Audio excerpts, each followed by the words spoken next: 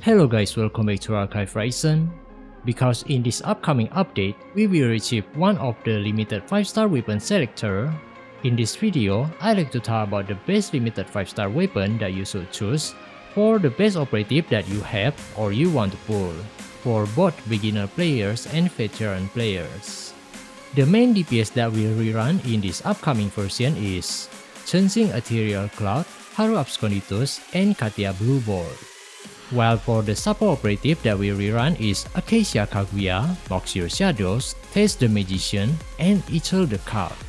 In case you want to know which support operative that you should pull based on the main DPS that you have or you want to pull, I have explained it in the previous video about 4 of these support operative. Feel free to click here and check it out.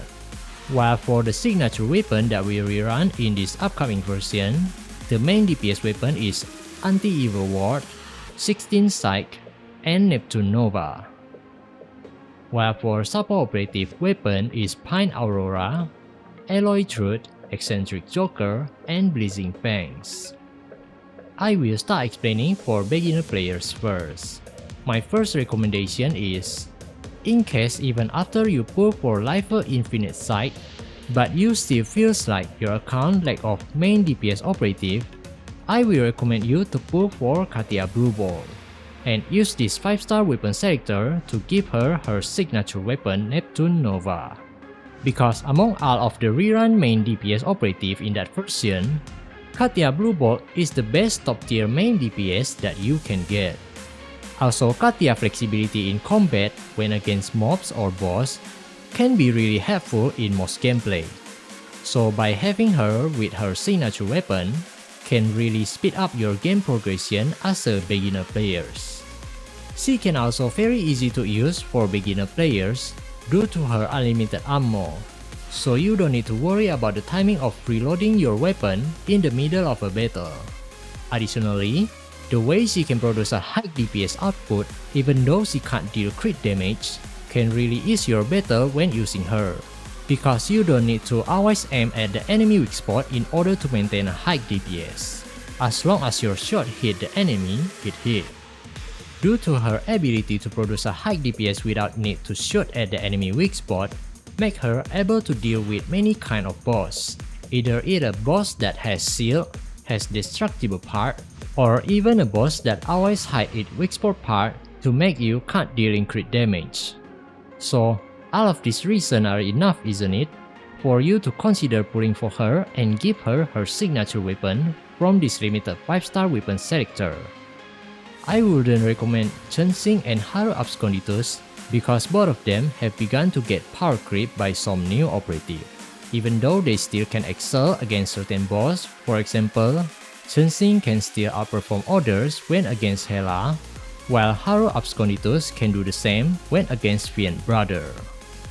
However, if you love them and doesn't care that they began to get power creep by some new operative, just feel free to pull for them, because love doesn't need reason.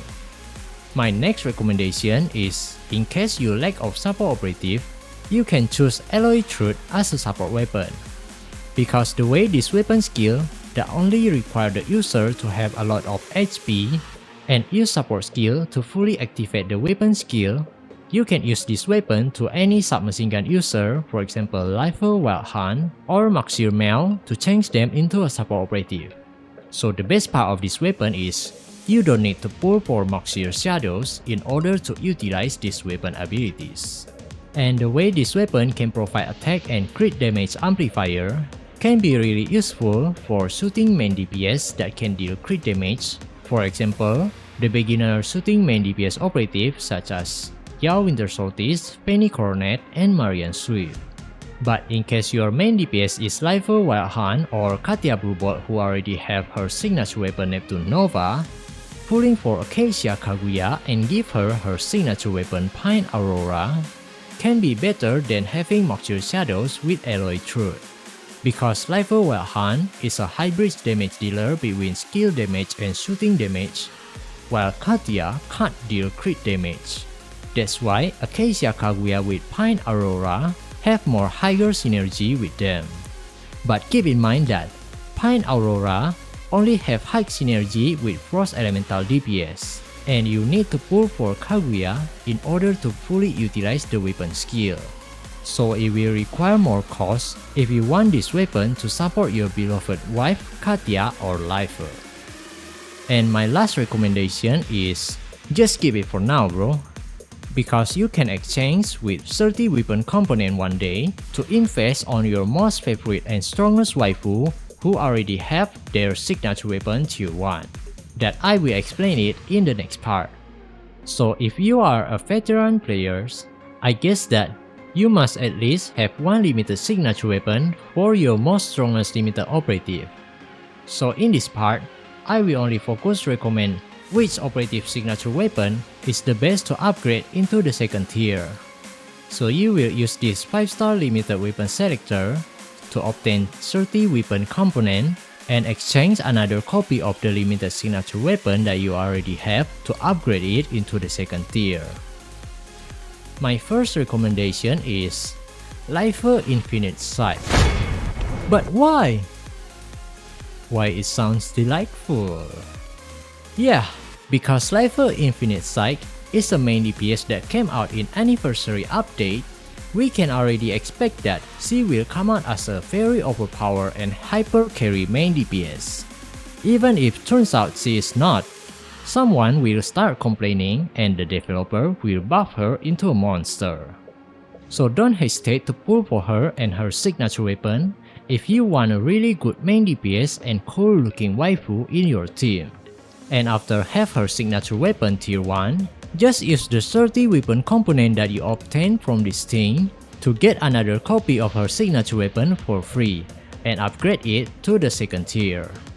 My second recommendation is Cherno Enigma, because she is the most overpowered operative so far due to having a high synergy support operative to buff her skill damage such as Enya Exuvia.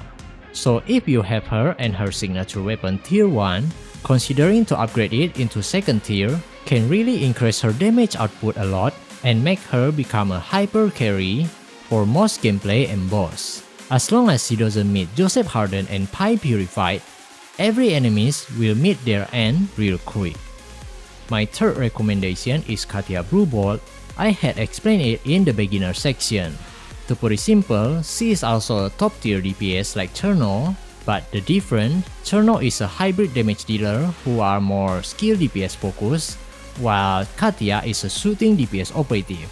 So both operative signature weapons are really worth to invest into the second tier. My last recommendation is Series Kasana signature weapon, because she already got buff that can also increase the gap between tier 1 and tier 2 signature weapon. I have explained it in the videos over here, feel free to check it out. Series can also be considered as a top tier skill main DPS. So in case you already has tier 2 Katia and Cherno signature weapon, consider to upgrade Series Kasana signature weapon can also make her very overpowered, especially in co-op gameplay. I think that's all my recommendation. So the most recommended choice for beginner player is to pull for Katia and choose Neptune Nova, or just get Alloy Truth and use it for Lifer Wild Hunt or Mauxir Meow as a free-to-play choice. Or maybe you can pull for Kaguya and choose Pine Aurora if your main DPS is Katia or Lifer Wild Hunt. While for veteran players, just choose 30 weapon component and use it to upgrade Lifer Infinite Sight signature weapon into second tier in case she is the most overpowered operative more than Cherno Enigma and Katia Blue Bolt. Or you can also use it to upgrade Cherno, Katia, or series signature weapons for an alternative choice. So which one will you choose? Feel free to share in the comment section. That's all from me, thank you for watching, see you next time, cheers!